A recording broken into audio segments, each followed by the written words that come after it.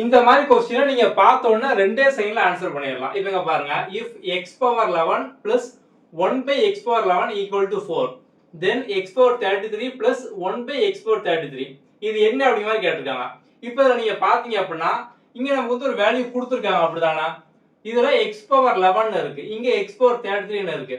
So அப்ப வந்து 3 மடங்கு அதிகமா வந்து கேட்டிருக்காங்க.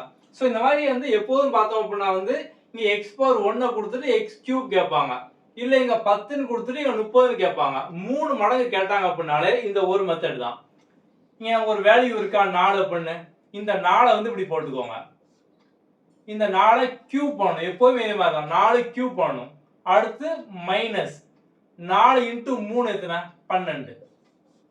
இப்போ 4 கியூப் அப்படிங்க பார்த்தோம் அப்படினா வந்து நமக்கு 64 அப்படின்னு தெரியும். So 64 minus 12 52. சோ இதான் அதோட ஆன்சர் 52. அவ்வளவு சிம்பிள். இப்ப சப்போஸ் இங்க 4 க்கு பதிலா 5 இருக்கு அப்படினா என்ன பண்ணனும்? 5 கியூப் மைனஸ் 5 into 3 15.